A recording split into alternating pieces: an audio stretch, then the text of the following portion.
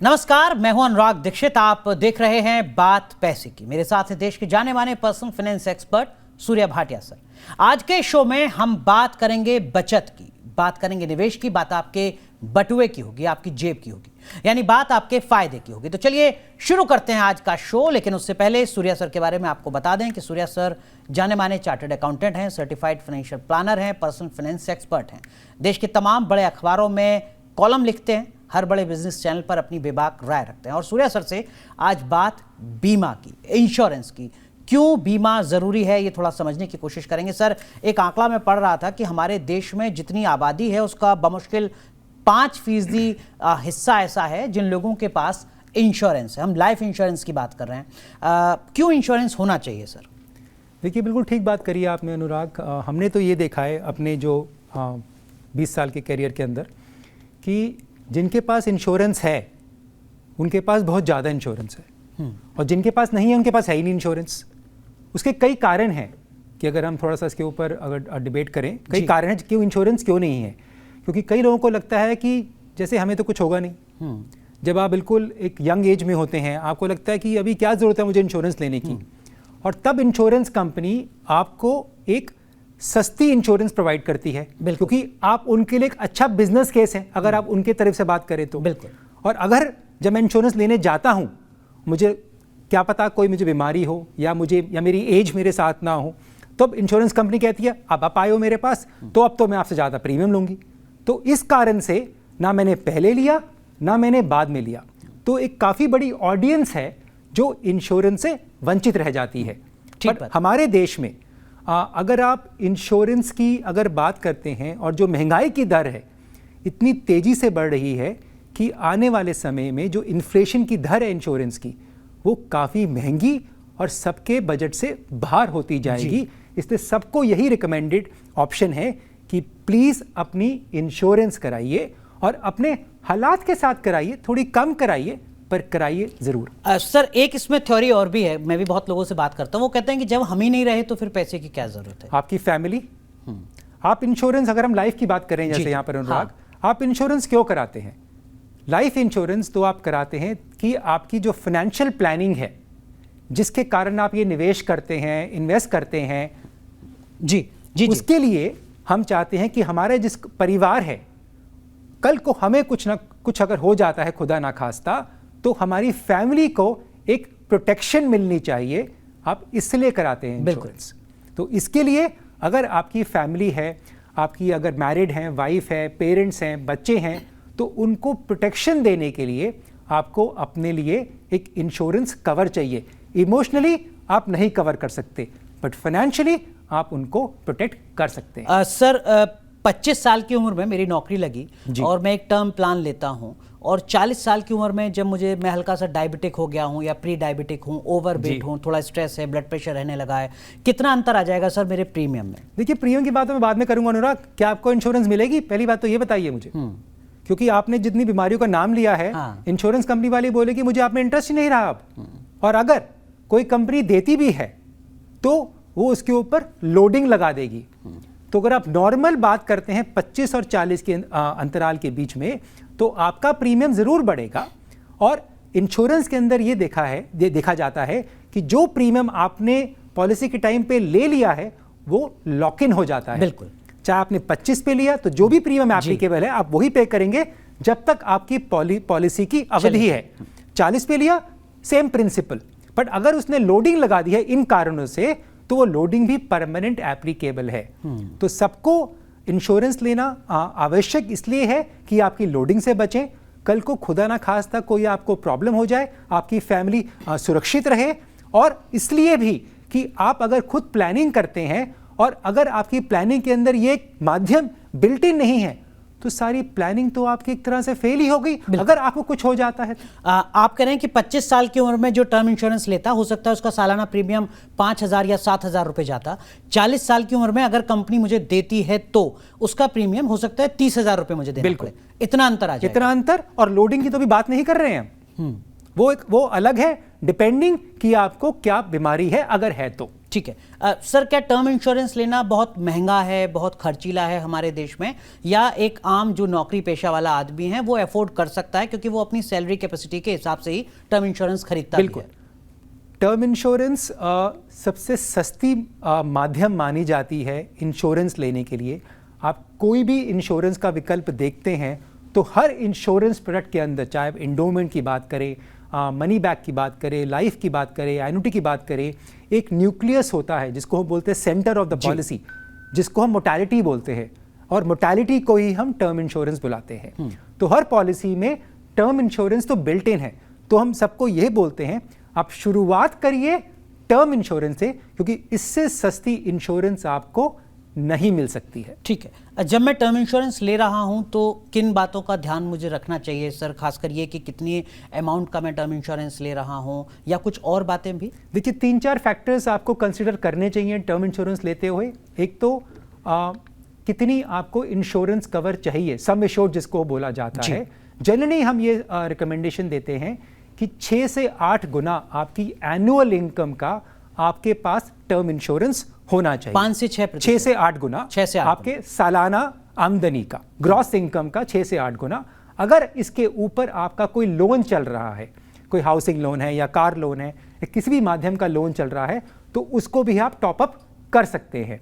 और आपको अपनी फैमिली की भी सिचुएशन को नज़र रखते हुए, कितनी लायबिलिटीज़ हैं आपकी, उसको नज़र रखते हुए भी आपको अपनी टर्म इंश्योरेंस के बारे में अप या डाउन आप कर सकते हैं। आप करें कि अगर सालाना इनकम मेरी 5 लाख रुपए है तो कम से कम 40 लाख रुपए का मुझे टर्म इंश्योरेंस लेना चाहिए।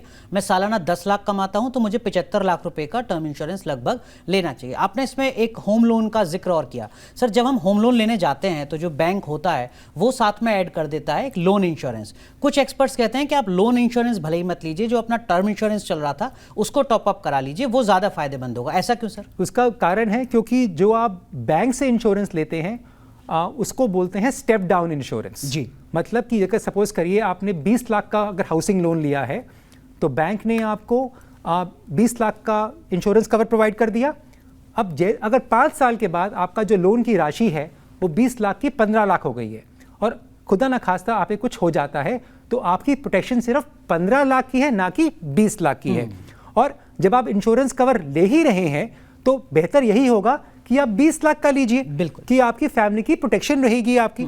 तो अगर मेरा इंश्योरेंस कवर, जब मैंने लोन लिया 20 लाख का, इसी एग्जांपल की बात करें, तो अगर मैंने 25 लाख का अपना टर्म इंश्योरेंस लिया है तो 25 लाख प्लस 20 लाख 45 लाख का मैं अपना पूरा टर्म इंश्योरेंस ले लूंगा।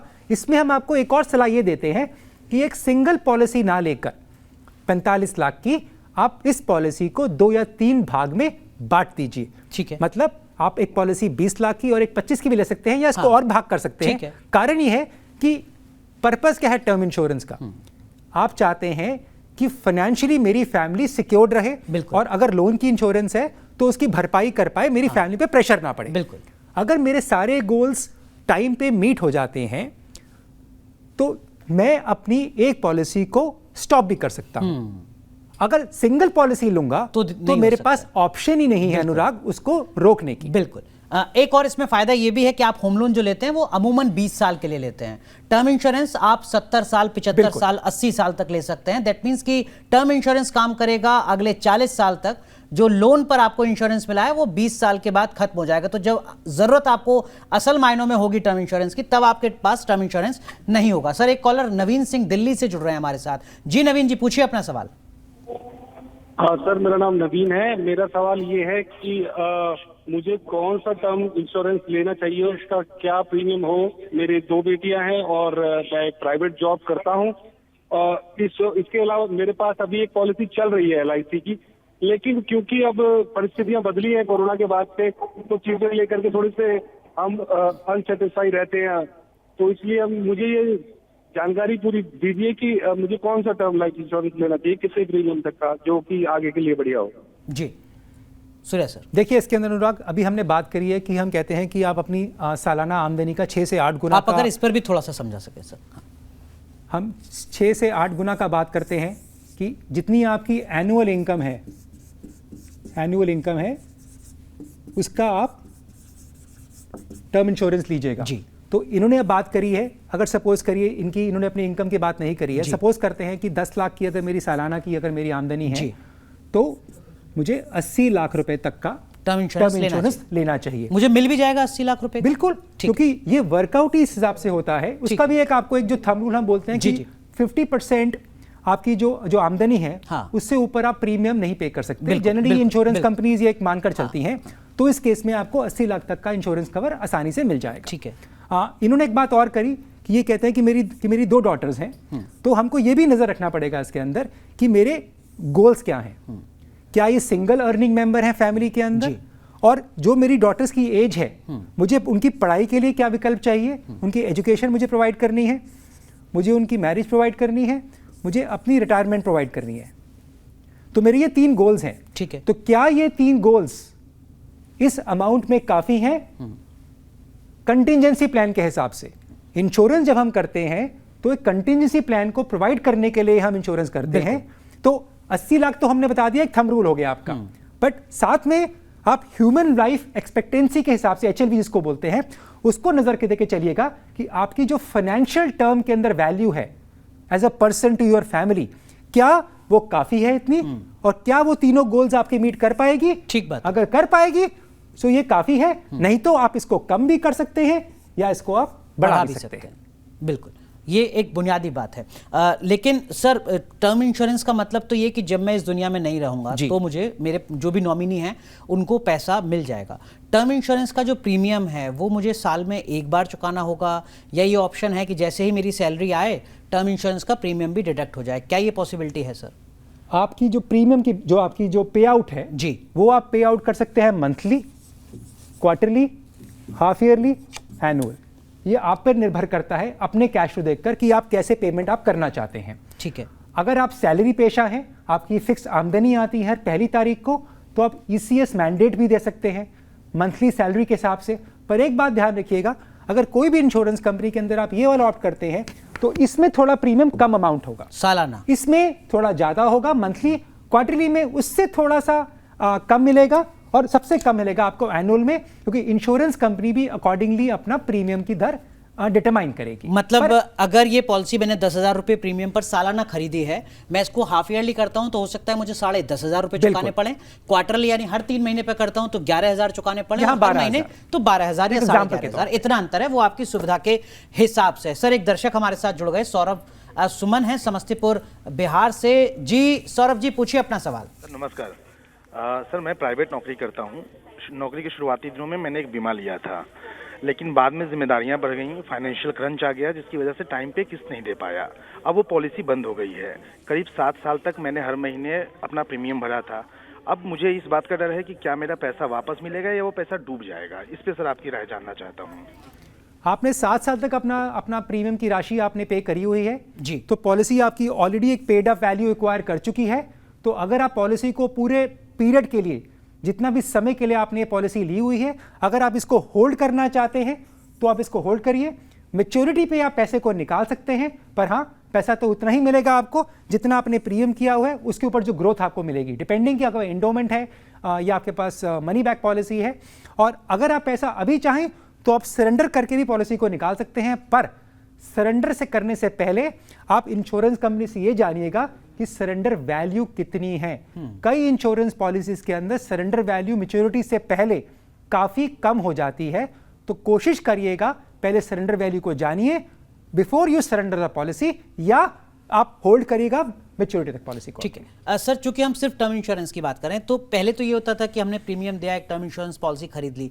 अब बहुत सारे प्लान्स इसमें और भी आ चुके हैं जिसमें वो मनी बैक का ऑप्शन देते हैं। लोगों को ये लगता था कि यार अगर मैं जिंदा रहा उस उम्र तक तो मेरा तो पैसा सारा बेकार चला गया। अब कंपनीज कह रही हैं कि भाई आप जिंदा रहिए, हम आपको पैसा आपका लौटा देंगे। क्या वो भी एक बेटर ऑप्शन हो सकता है, और उनमें किन बातों का ध्यान मोटे तौर पर रखना चाहिए? देखिए, ये एक इसको हम अनुराग ऐसे मार्केटिंग स्ट्रैटेजी बोल सकते हैं। हाँ। सपोज करिए, जैसे मैंने शुरुआत में बात करी कि जो भी मोर्टेलिटी रेट है आपका, हाँ, जिसको हम टर्म इंश्योरेंस के नाम से जानते हैं जी, अगर आपका मोर्टेलिटी रेट ले सपोज करिए आपका एक पॉलिसी के ऊपर आपका अगर 1,000 रुपया है, हाँ, मतलब कि आप 1,000 रुपए का एक दर पे करते हैं जी, और पर आपको लगता है कि नहीं सूर्या, ये तो पैसा मेरा डूब जाएगा, क्या करूंगा इस पैसे का मैं, तो मुझे कुछ और विकल्प बताओ कि मुझे ये मेरा पैसा वापस मिल जाए। अब इंश्योरेंस कंपनी क्या करेगी? वो बोलेगी अच्छा आप ये पैसा वापस लीजिए, बट मैं 1000 रुपये तो आपको वापस करूंगा, पर इसके लिए मुझे आपको 1500 रुपये देना पड़ेगा। तो जो 500 रुपये हैं वो जाएंगे इन्वेस्टमेंट के तौर पे, ठीक, जो कि एक टाइम पे आपकी वैल्यू को पूरा करके आपको पैसा वापस कर देंगे। ठीक। क्योंकि जो ये 1000 रुपया है ये तो इंश्योरेंस कंपनी आपको वापस नहीं कर सकती है, क्योंकि ये पैसा आपकी इंश्योरेंस एश्योरेंस को बचाने के लिए गया है। 1 साल की कॉस्ट है, तो आप जो एक्स्ट्रा पैसा पे करेंगे वो पैसा वही मार्केट में पैसा आपको वापस मिलेगा, ये बोलकर कि आपका रिटर्न ऑफ प्रीमियम है। ठीक है। तो अगर मैं अफोर्ड कर सकता हूं तो इसको कंसीडर कर सकता हूं, अगर मुझे लगता है तो। सर एक तीसरा प्लान और मार्केट में है अभी तक, जो जैसे टर्म इंश्योरेंस मेरे पास है, अगर मैंने 70 साल तक के लिए टर्म इंश्योरेंस लिए तो मैं प्रीमियम 70 साल तक चुकाऊंगा। अब कुछ ऐसे प्लान है मार्केट में जिसमें वो कहते हैं कि भाई आपके पास 10 साल नौकरी की विंडो बची है तो आप प्रीमियम सिर्फ 10 साल चुकाओ, आपकी पॉलिसी अगले 30 साल तक वैलिडेट रहेगी, हम सारा प्रीमियम आपसे 10 साल में ले लेंगे। क्या वो भी एक बेटर ऑप्शन हो सकता है सर? इसको अनुराग बोलते हैं हम LPT, लिमिटेड प्रीमियम टर्म जी। कि आपने जो बात करी कि मेरी 70 साल तक कवर्ड है, सपोज करिए मैं 30 साल का हूं, 40 साल मैंने प्रीमियम पे करना है, पर मेरी जॉब मैं कहता हूं मुझे 10 साल के बाद रिटायर होना है जी। तो मैं 10 साल तक चाहता हूं कि मेरे पास लायबिलिटी 10 साल से ऊपर की ना रहे। बिल्कुल। तो आप 10 साल पे करिए, बट इसमें एक चीज निवेशक ये भूल जाता है, टाइम वैल्यू फॉर मनी, जिसको आप एक तरह से इन्फ्लेशन भी कह सकते हैं, कि आपने 10 साल में अपफ्रंट पैसा सारा दे दिया अपना, आपने चाहे 20% या 25% पैसा ओवरऑल कम पे किया जो 40 साल में पे करते जी, पर क्योंकि आपने अपफ्रंटिंग पे कर दिया तो उसकी जो कॉस्ट ऑफ कैरी है या उसकी जो ब्याज की दर है वो इसको बराबर करती है, और eventually this is a better option, ये एक बेटर विकल्प है आपके लिए, क्योंकि आपके पास ऑप्शन है कभी भी स्टॉप करने का। इसमें आपने एक बारी दे दिया तो ऑप्शन नहीं है, पर ये उन निवेशकों के लिए फिर भी ये सुविधाजनक है जो ये कहते हैं कि मुझे 10 साल के बाद नहीं लायबिलिटी नहीं चाहिए, तो एटलीस्ट एक आपके पास ऑप्शन है कि मैं अपनी एक इंश्योरेंस पॉलिसी, टर्म पॉलिसी खरीद पाऊं। ठीक है, मैं 40 वाला हूं तो सूर्या सर के हिसाब से मैं ज्यादा फायदेमंद हूं। सर एक दर्शक हमारे साथ जुड़ रही हैं, रिया कुमारी। रिया, कहां से आप बात कर रही हैं और क्या सवाल है आपका? सर मैं दिल्ली से हूँ जी। सर मेरा सवाल है, एक्चुअली मैं एक कंपनी में काम करती हूँ और मेरी सैलरी जो है वो बहुत कम है। मैं एक बीमा लेना चाहती हूँ लेकिन समझ नहीं आ रहा कि कौन सा बीमा लेना चाहिए।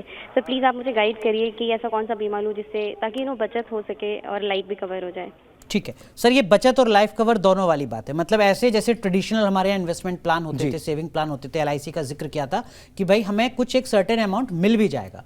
जैसे आपने भी बात करी अनुराग, जैसे आपने बात करी रिटर्न ऑफ प्रीमियम वाली, हाँ, उसी विकल्प के ऊपर ये आ गए कि मुझे इंश्योरेंस कवर भी मिल जाए, हाँ, और साथ में मुझे एक प्रीमियम की मेरी वापसी भी हो जाए, बिल्कुल, अगर ये उस लिहाज पे जा रही हैं जी, तो जी। या बोले कुछ मेरी इन्वेस्टमेंट भी हो जाए, हाँ। तो उनके पास ऑप्शन क्या है, या तो वो टर्म प्लान ले सकती हैं with ROP return of premium, ठीक है, या वो ले सकते हैं एक यूलिप प्लान।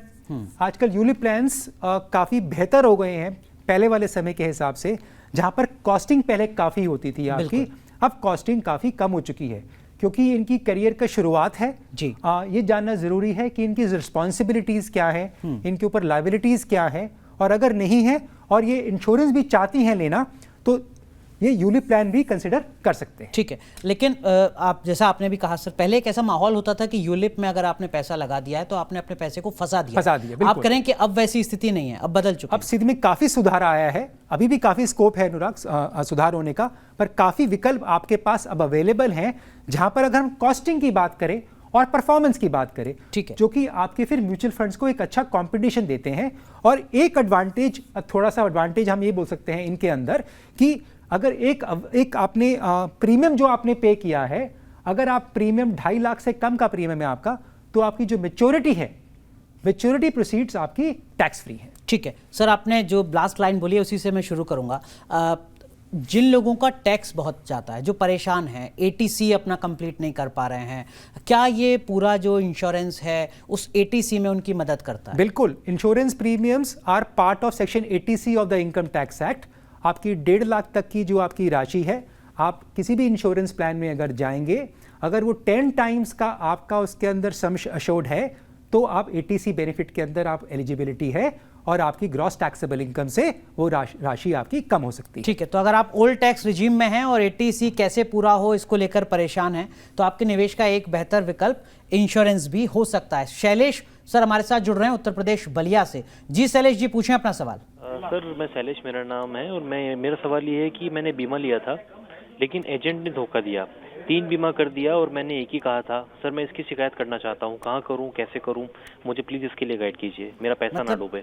क्या जो इंश्योरेंस सेक्टर है सर पूरा कहीं से रेगुलेट होता है या कहीं कोई सुनवाई नहीं है? नहीं, बिल्कुल सुनवाई है। समय के हिसाब से अब सुनवाई की जो ऑप्शंस हैं आपके पास काफ़ी बढ़ चुकी हैं अनुराग। और जहाँ तक इन्होंने बात करी, अब ये मॉनिटरिंग एजेंसी कोई ऐसी मिस सेलिंग के केस की है। एक पॉलिसी ली थी, 3 पॉलिसी बेच दी हैं। अब इसमें ये जानना ज़रूरी है कि इनको ये कब चला पता। हर पॉलिसी के अंदर एक फ्री लुक इन पीरियड होता है, 30 दिन या 90 दिन का जो पीरियड रहता है। 30 दिन का जनरली का आपका लुक इन पीरियड होता है। अगर लेस देन 30 डेज के अंदर अगर आपने पकड़ लिया कि मेरे साथ मिस सेलिंग हुई है तो आप इस पॉलिसी को इंश्योरेंस कंपनी में जाके सरेंडर कर सकते हैं और पूरी राशि, मैं रिपीट करता हूं, पूरी राशि जो आपने पे करी हुई है वो आपको वापस कर दी जाती है। ठीक है। अगर आपकी अवधि 30 दिन से ऊपर हो गई है तो ये विकल्प तो आपके पास रहा नहीं, फिर आपके पास ये तो खत्म हो गया।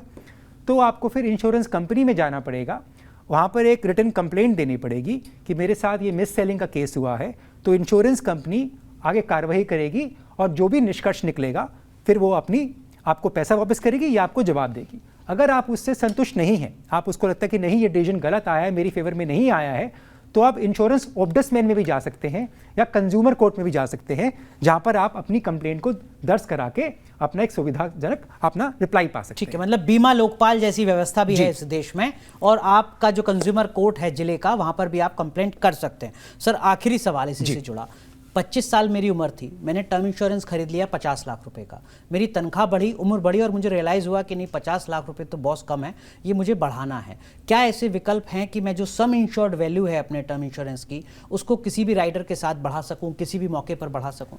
आप उसको बढ़ाएंगे क्यों अनुराग?